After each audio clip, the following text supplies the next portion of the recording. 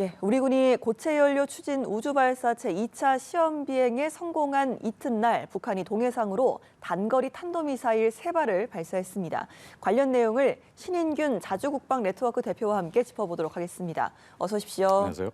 예, 정말 한 해의 마지막 날까지 북한의 도발이 이어졌습니다. 일단 오늘 오전 8시쯤부터 북한이 동해상으로 단거리 탄도미사일 3발을 발사했다는 뉴스를 저희가 계속 전해드리고 있는데요. 이 부분에 대해서 이제 어제 우리 당국이 고체 추진 우주 발사체 시험 발사에 성공했다라고 발표를 하고 또 다음 날 이루어진 도발이기 때문에 관련해서 좀 생각할 수 있는 겁니까? 저는 뭐 관련이 아주 많다고 봅니다. 네. 왜냐하면 한국이 고체 연료로 된 뭐 우주 로켓, 우주 발사체를 쏘아 올렸다.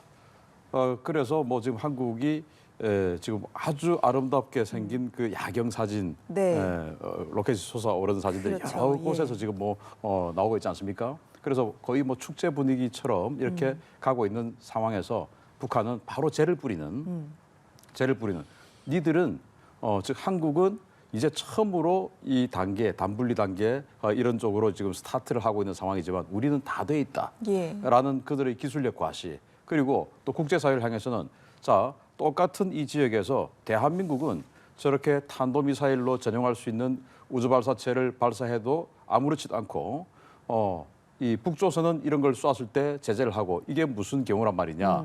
그렇게 해서 우리가 쏘는 것도 합법이다 라고 인정해달라라고 하는 이 국제사회를 향한 어떤 그 정치적 메시지, 그리고 이제 한 해를 마무리하는 차원에서 올 한 해 정말 아까 보도에도 나왔지만 37번이나 탄도미사일 쐈지 않습니까?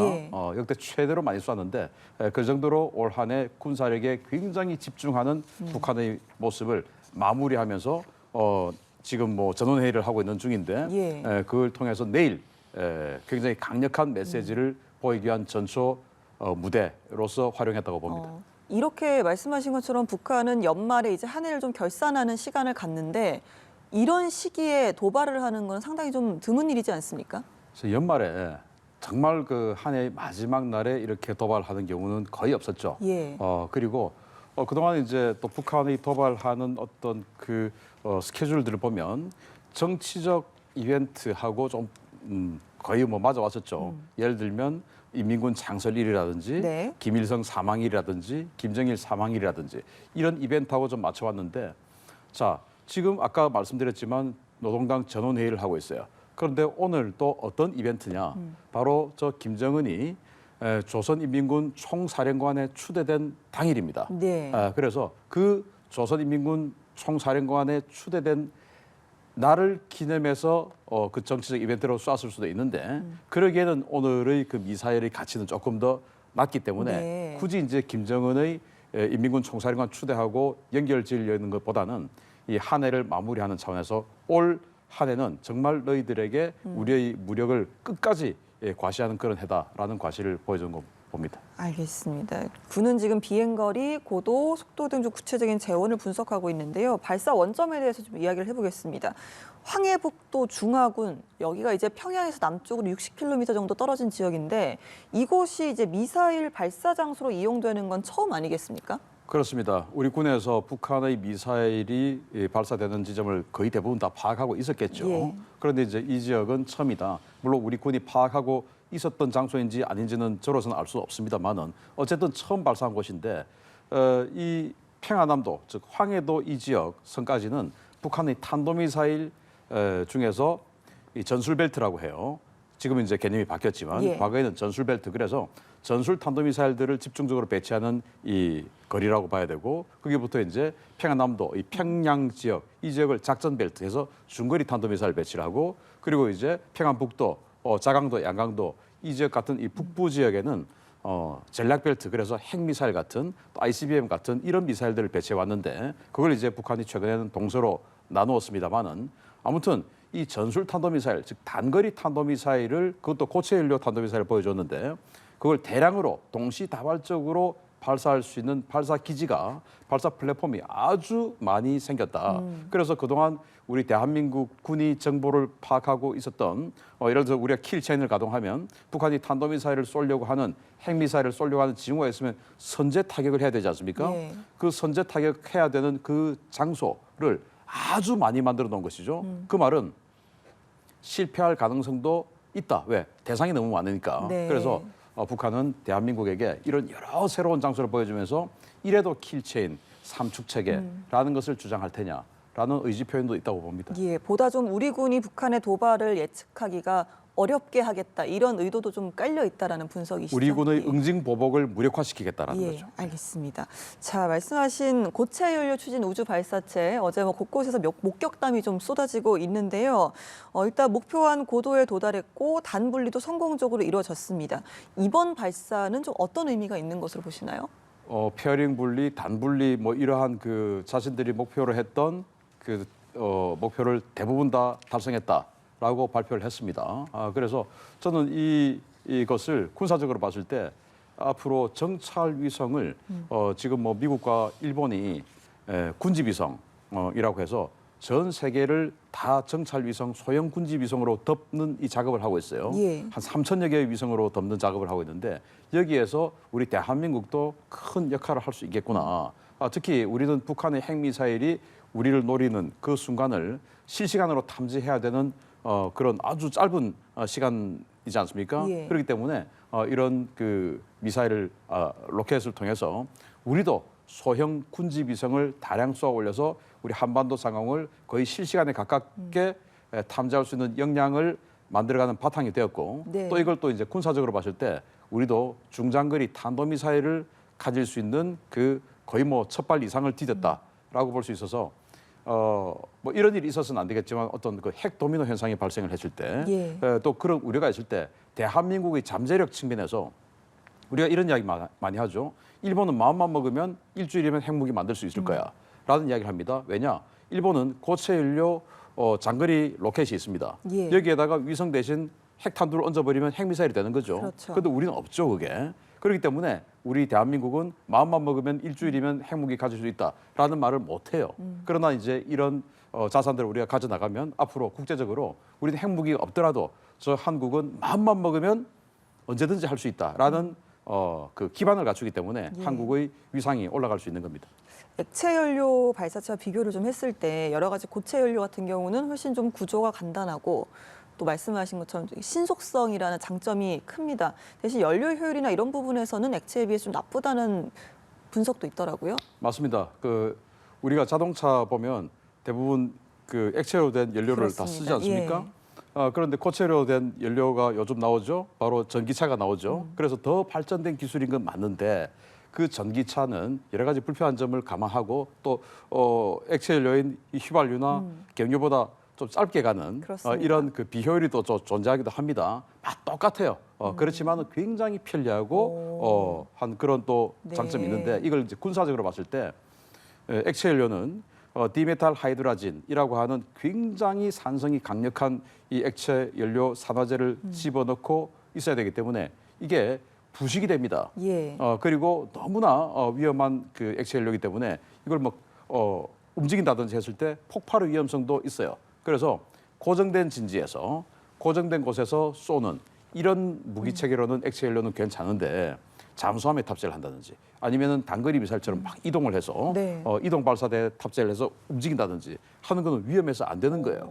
그런데 고체 연료는 얼마든지 그렇게 움직일 수 있고 또 오랫동안 보관해 놓을 수 있으니까 장전 상태로 대기를 할 수가 있죠. 고체 연료는. 그래서 신속성 그리고 비록 멀리 날아가는 효율성은 부족하지만 그 여러 가지 장점으로 요즘 이 탄도미사일들은 대부분 고체 연료를 추구하고 있습니다. 그렇게 말씀해 주시니까 좀 이해를 하기가 쉬운 것 같습니다. 앞서 26일에는요, 북한 무인기 5대가 우리 영공을 넘어왔습니다. 그중에서 이제 군 당국에서는 뭐 좀 유의미한 정보를 확보하지는 못했을 거다 이렇게 또 설명을 하기도 했는데 일단은 새해에도 관련해서 추가 도발 가능성도 배제할 수는 없을 것 같아요. 저는 군 당국이 방금 유의미한 정보는 획득하지 못할 것이다. 예. 라는 추측을 한 것을 저는 뭐 그거는 뭐 국민들을 안심시키기 위해서로는 뭐 적당한 말일 수 있으나 저렇게 너무 안이하게 생각해서는 안 된다라고 예. 생각합니다. 저는 북한이 7시간이나 대한민국 영공을 휘젓고도 무사히 돌아갈 수 있었다.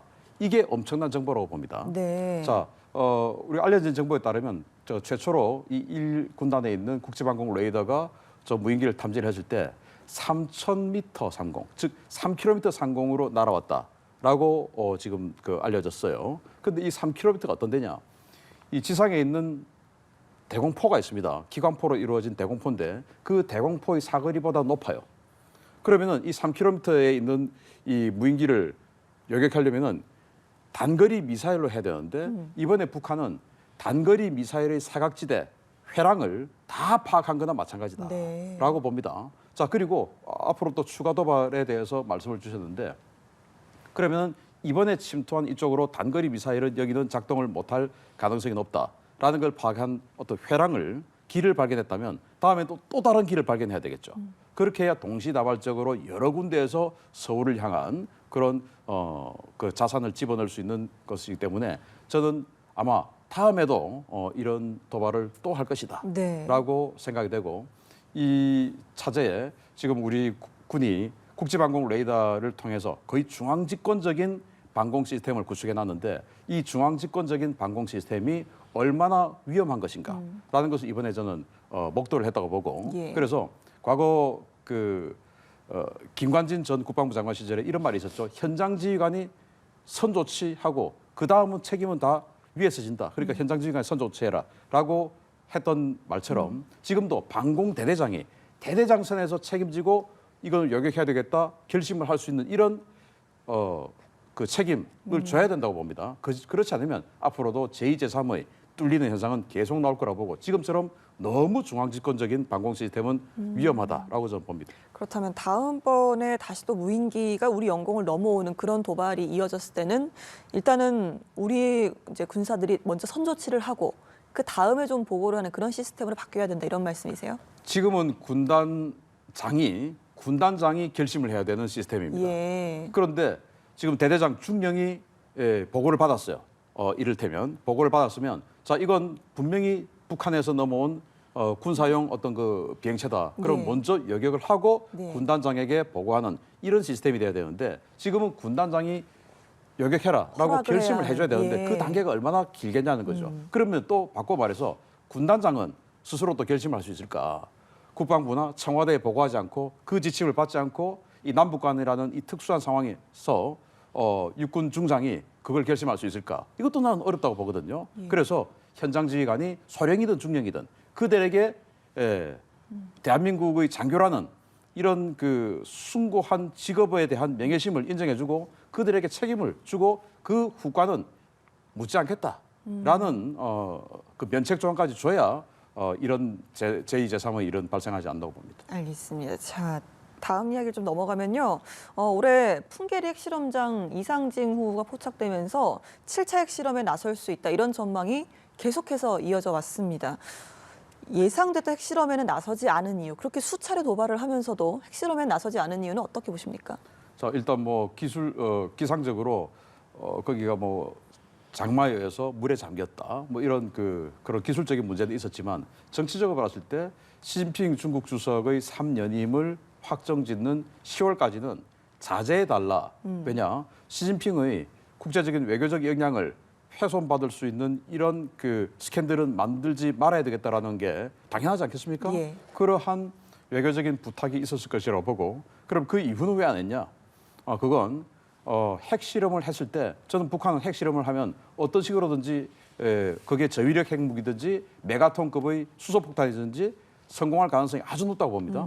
그러면 그걸 성공을 했을 때 그 정치적 어떤 그 효과를 극대화시켜야 되는데 그 극대화는 뭐냐? 북한이 아무리 그 실제 사용할 수 있는 저위력 핵무기 또 미국을 공격했을 때 완전히 초토화시킬 수 있는 메가톤급의 핵무기를 가지고 있다 하더라도 그걸 대한민국의 저위력 핵무기를 보낼 수 있는 능력 그리고 미국에게 그 파괴시킬 수 있는 능력 이게 있어야 되는데 이게 바로 ICBM이죠. 또 SLBM이죠. 그래서 그 SLBM, ICBM 특히 그 중에서도 ICBM의 기술적인 성공을 완료한 이후에 핵실험을 해야 그런 정치적 시너지가 훨씬 더 생긴다고 봅니다. 그래서 ICBM 즉 화성 17형을 아직도 저 화성 17형은 완성된 ICBM은 아니다라는 평가가 많이 있기 때문에 그 화성 17형의 완성을 국제적으로 공인받는 그런 실거리 사격이라든지 이런 이벤트 이후에 핵실험을 할 가능성이 있지 않을까. 효과의 극대화를 위해서 예. 그렇게 봅니다. 알겠습니다. 북한은 지금 노동당 중앙위원회 전원회의 회의를 진행하고 있습니다. 여기서 이제 결정서 초안을 최종 완성했다 이런 소식도 이어지고 있고요. 김정은 위원장이 새 구상에 대해서 어떤 메시지를 내놓을지 내일 발표될 내용이 좀 많이 관심이 쏠립니다. 자, 26일부터 지금까지 계속 노동당 전원회의를 해왔는데 두 가지 측면에서 볼 수 있어요. 일단 그 박근혜 정부 때 당시 오바마 행정부하고 협업을 해서 김정은 제거 작전을 준비했다라는 그 이야기들은 뭐 다 알고 있는 사실 아닙니까? 그러면 지금 미국의 바이든 행정부, 바이든 대통령은 당시 김정은을 제거하려고 했던 오바마 정부의 부통령이었어요. 넘버 2였죠. 그러면은 박근혜 정부와 궤를 같이 하는 이 윤석열 정부가 들어오고 또 그때 부통령을 했던 바이든 대통령이 지금 대통령을 한다? 당연히 지금 김정은 제거 시즌 2가 진행되고 있을 것이다. 물밑에서라는 건 누구나가 상상할 수 있는 겁니다. 그래서 그 부분에 있어서 군사적으로 나를 건드리면 미국도 한국도 결코 안전하지 못할 것이다라는 그런 군사적 메시지. 그런데 김정은이 또 최근에 뭐 민생을 더 우선한다라는 그런 발표를 했음에도 불구하고 올해 굉장히 심각한 흉작으로 인해서 지금 민생이 나아지지 못하고 있죠. 그런 차원에서 내년은 군사적으로 이제 완성이 되었고 나를 건드리면 용납하지 않겠지만 그러나 우선 나는 민생을 가겠다라고 하는 대민 안정 차원의 그런 그 유화적인 메시지도 발표할 가능성이 높다고 봅니다만은 일단은 자신의 안보, 나를 건드리면 가만히 있지 않겠다라는 이런 즉 나 또는 북한 전체 이런 메시지가 나오지 않을까도 생각해 봅니다. 네, 안보 강화 그리고 대민 안정 이런 내용이 좀 예상이 된다라고 하셨습니다. 조금 전에 그 핵 실험 관련해서 화성 17형이 완성된 이후에나 좀 가능할 것이다 이런 전망을 내놓으셨는데요. 북한은 올해 핵무력법을 채택을 했고 또 화성 17형 대륙간 탄도미사일을 최대 고도 또 최대 거리에서 발사를 했습니다.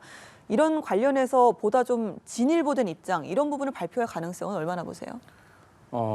예를 들어서 국제적으로는 저 화성 17형이 성공한 ICBM은 아직은 아니다라고 생각하고 있지만 김정은 입장에서는 그냥 셀프로 우리는 성공했다. ICBM을 가져버렸다. 예, 과시를 하겠죠. 예. 라고 선언을 하고는 그다음 바로 핵실험 작업에 들어갈 수도 있어요.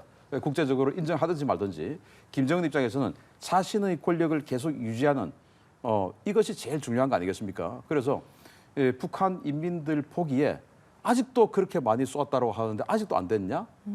라는 비난을 받을 수 있으니까 그럴 수 있죠. 국제적인 어떤 그 평가는 언론을 통제하고 정보를 통제하는 북한 사회에서는 얼마든지 극복할 수 있다라고 생각하고 국내적으로는 우리는 이제 ICBM을 가졌다.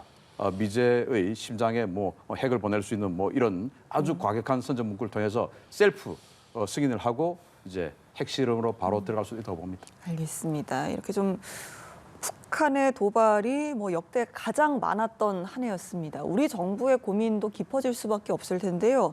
북한의 도발에 압도적으로 대응할 수 있는 대비태세를 유지해 나가겠다. 이런 게 이제 우리 정부의 입장인데 구체적으로는 좀 어떤 카드가 필요하다고 보세요? 예를 들어서 북한 무인기가 들어왔으니까 우리도 무인기를 보내겠다. 그게 무슨 의미가 있을까요? 저는 이 우리를 위협에 빠뜨리는 저 의지를 제거하지 못하고는 이런 위협은 영원히 상존할 수밖에 없다라고 생각해요. 그러면 위협을 제거하는 수단은 두 가지입니다. 우리를 위협하는 수단을 제거하는 것. 그런데 그 수단이 지금 너무나 많아졌어요.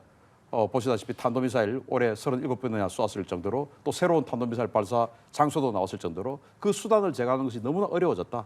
그러면 결국은 궁극적으로 그 우리를 위협에 빠뜨리려고 하는 의지를 제거하는 것. 즉 김정은에 대한 이 북한 정권 레짐 체인지 이것이 가장 명확한 답이다라고 보고 그러면은 예를 들어서 중국하고 협의가 있어야만 가능하다고 저는 보는데요. 중국에게 김정은 정권을 바꾸고 그 대신 세습 정권이 아닌 정상적인 정권이 들어오되 친중 정권으로 중국이 세워라.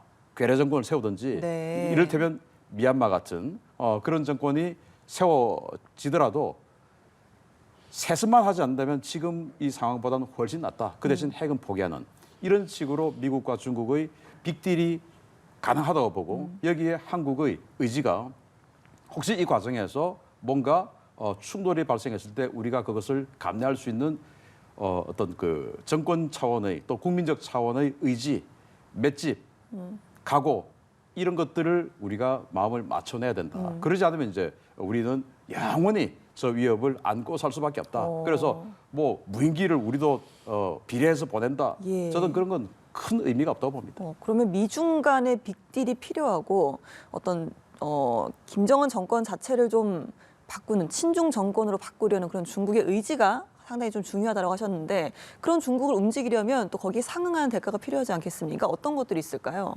그 중국을 움직이려고 하면은 지금 중국이 유엔 안보리 상임이사국 자리를 유지를 하면서 유엔 체제를 흔들고 있는 이 핵 전의를 중국이 오히려 도왔다라고 예. 하는 그런 그 비난들을 많이 받고 있지 않습니까? 그러면서 최근에 러시아가 우크라이나를 침공하면서 유엔 안보리 상임이사국의 이 거부권 체제 또는 유엔 안보리 상임이사국을 바꾸자라는 이런 그 목소리도 많이 나오고 있어요. 실제 그 안이 발의돼서 러시아를 안보리 상임이사국에서 축출하는 유엔 총회를 개최하자라는 안까지 나와 있습니다. 3분의 2가 찬성하면 가결돼요. 예. 자, 그래서 중국에게 그러한 국제적인 위상의 유지 그리고 중국은 북한이 미국을 그 방어하는 방파제 역할을 하고 있는 순망치한적인 관계 아니겠습니까? 그 대신 이런 그 국제적인 이 위협이 되는 핵무기는 제거하되 그 방파제 역할은 그대로 유지하라라는 이 미국과의 외교적 그 딜이 즉 빅딜이 있으면 가능하다고 보고 여기에 우리 한국이 중국에게 예를 들어서 뭐 공급망을 바꾼다든지 이런 것에 대한 경제적인 그런 어떤 그 반탄 작용 지금 뭐 많이 준비하고 있지 않습니까? 미국하고 그런 것에 대해서 중국에게 좀 배려해주는 이런 양보가 필요하다고 봅니다. 예. 북미 관계 역시 크게 바뀔 것 같지 않은데요. 역시나 이 부분에 대한 돌파구도 중국의 역할이 필요한 걸까요? 그렇습니다. 네. 알겠습니다. 여기까지 듣도록 하겠습니다. 신인균 자주국방 네트워크 대표와 함께 이야기 나눠봤습니다. 오늘 말씀 고맙습니다.